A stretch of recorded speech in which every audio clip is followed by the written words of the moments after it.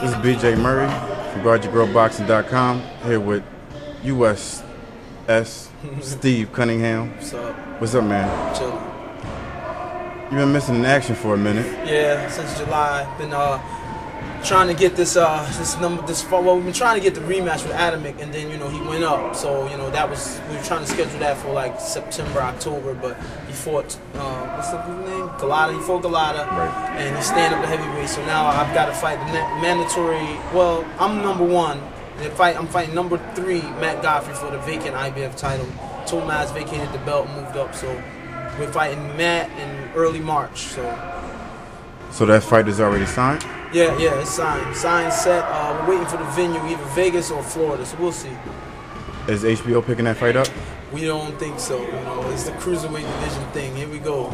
It's the cruiserweight. So I mean, I take it with with a grain of salt, man. I got to do what I got to do and get this belt back. That's all that matters. If it's for 30,000, 10,000, or 5,000, I got to beat Matt Godfrey's butt and get this belt. Matt Godfrey, I talked to him not too long ago. He said he was cool with you. So Yeah. is it kind of hard going in a fight with somebody that you're cool with or friends with? Basically? I mean, we talked a few times. I wouldn't say like buddy cool. I won't disrespect anybody. Right. In the ring or outside the ring. But I mean, yeah, he's a pretty cool dude. It's a business though. It all boils down to business, man, and making history and accomplishments. So. If your mom stands in your way for some accomplishments, man, hey, mom got to go, But so yeah, I'll fight anybody, man, anybody. So, but since you said that, Yeah. the new guy on the scene that popped up out of nowhere is Danny Green. He just beat Roy Jones. Would that be an interesting fight for you to go over to Australia?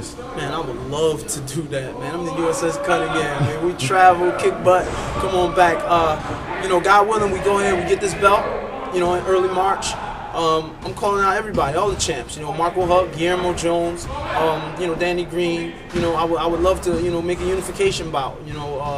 But Matt Godfrey's in the vision. He's in front of the windshield, and we got to run him over. But Danny Green and Erdai, I forgot his first name, but Erdai, he got a belt, he got a WBC from Fragamini. That's a good thing. The cruiserweight division is always interesting. It's very exciting, but we just don't get that attention. So that's why we're possibly, sooner or later moving up to heavyweight.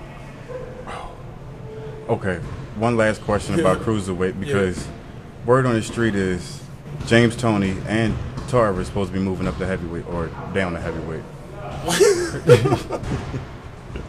Okay. What do you feel about that? I think that's cool. I mean, if Tarver moves up to heavyweight, that's awesome. Truthfully, I thought he was going to do it earlier, before. But I mean, it'd be interesting. You know what I mean? Spice it up some more. Spice it up more. The heavyweight division needs some spice right now. Would you like fighting either one of them two? I mean, I met James Toney one time. He's pretty cool, respectful dude. Unlike when he shows a lot of people. But I mean, like I said, I would like to fight either one of them. That would be great. Truthfully, I would have liked to fight Tarver at cruiserweight. I think that would have been a great fight right there. Well, that was my mistake because that's where he's supposed to be moving to. Oh, it's cruiserweight. Yeah. So the they fight. Well, James Toney was already a cruiserweight champ. Right. That's very interesting. So. Yeah, if we could solidify something like that, I'd stick around the cruiserweight division. But if you go up to heavyweight, or when you go to heavyweight, I guess the first person you chasing is Adamic or David Haye. Well, that's the thing. I'm not specifically chasing Adamic or Haye. I'm chasing greatness. I'm chasing glory. I'm chasing history, and that's to be heavyweight champion. If that's the choice that we stick with. So if Adamic or Haye is in the way, they gotta go. The rematch at heavyweight between me and Adamic would be awesome, So, we'll see. We will see. Moving outside of boxing, I heard you have other ventures outside of boxing, and you have a new gym yourself. Yeah, we've got a gym. It's called Sweat Studio 24. It's a 24-hour gym. It's open. It's basically cardio and weights. 2-story building. You can go and do our little circuit. Once I'm in town, I'll be holding a class there, about 3 times a week. And I mean, it's a fun thing. It's a business that we're familiar with, unlike the pizza business.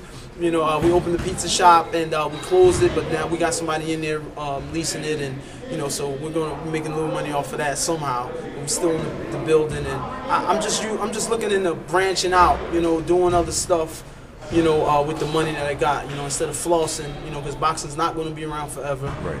Injury can happen at any time. I don't want to work again. I was in the Navy, I worked at airports, I worked at FedEx before, and I don't want to do that again. So I just want to, I take this money that I make, put it into something, and work from there. So basically, you being more diverse with your money options and everything else. Indeed. And you set an example for young people. How do you feel about that?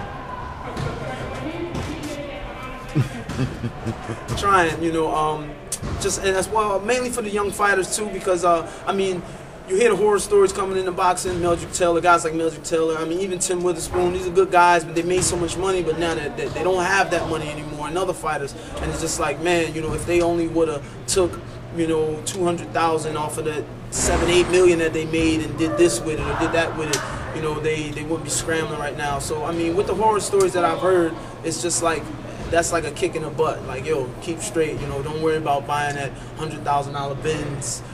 That $500,000, $600,000, $700,000 house. Just chill and live within your means. And like I said, this sport, it's a brutal business in boxing that people don't realize. And they just see the fighting, but the behind the scenes is real brutal, and it's brutal on the athlete. Everybody else gets paid off of the fighter, but most of the time the fighter gets the short end of the stick. So, but you got a new generation of fighters that are smart. And with lawyers and trying to branch off and do other things, so be it. Let's have it. What would you like to say to your fans out there? I just like to say, keep your eye out, man. USS Cunningham. The new motto is champion again in 10. That's the new motto. It was two-time in 09, but it's now 2010, so it's champ again in 10. I get that from Don King. Thanks, Mr. King. Thanks, man. This is BJ Murray from GuardYourGrillBoxing.com. We're here with the former champ, legend, Terrible Tim Witherspoon. Right. How you doing, man? I'm fine. What you been doing lately? Well, I've been staying happy, trying to get people around me to stay happy. Right. I've been traveling a lot of different places, just trying to help boxing out and just trying to be happy and try to impose the happiness on everybody else. So that's what it's all about. Training my son, helping other boxing people, So how's things going with training your son? Well, it's going pretty good. It's like a credit crunch going on now, and a lot of things is disfigured. A lot of people not doing the normal things, and things are going to come back. And things. So what I'm trying to say is that the credit crunch has bothered us and a lot of other industries, and it hurt boxing a little bit. Right. So it slowed us down a little bit. He's 3-1. He's 3 wins, 1 loss, and 1 draw. But I thought he won them all. Right. So what we got to do is just really get in good condition, because he can box pretty good. He boxes real good, and I'm not really worried about him. I'm just worried about his condition. So he'll be a champ one day if he gets his condition together. Quick question: How you feel about Manny Pacquiao right about now? Well, I like Manny Pacquiao, and I like Mayweather. Bottom line is, I'm a big brother to the sport. I don't want to really say who's going to win. Well, you know what? The fight's off. The fight's off, I heard, yeah. But bottom line is that Manny Pacquiao is an exciting fighter. So is Mayweather. Right. I really think that Mayweather beat him, even though there's other people, mostly a lot of people think because Pacquiao been winning all these fights, that he'll win. I love Pacquiao, and I love Mayweather. Right. I think they both should fight. But I do think that Mayweather will outclass him because he's quick, he's hard to hit, and he'll get in the best shape of his life to silence his critics. Right. That's what he's fighting. He ain't fighting Manny Pacquiao. He's fighting the world and the people that's up with Manny Pacquiao. Right. So he's fighting more so the critic than Manny Pacquiao, in my eyes. I can see it. I agree. What would you like to say to your fans out there? To say that to keep watching boxing. If there's mainly, I would like to say to the kids out there, I go overseas, I go to England, I do stuff over here, stop the violence. You should try to travel the world, because it will change your life. People treat you different everywhere you go. Right. And you will love it. It will change your life if you go around the world. If you go to places like Germany, England, and you stay there, you communicate with the people. You weren't even thinking about picking up a gun. You weren't thinking about picking up a knife.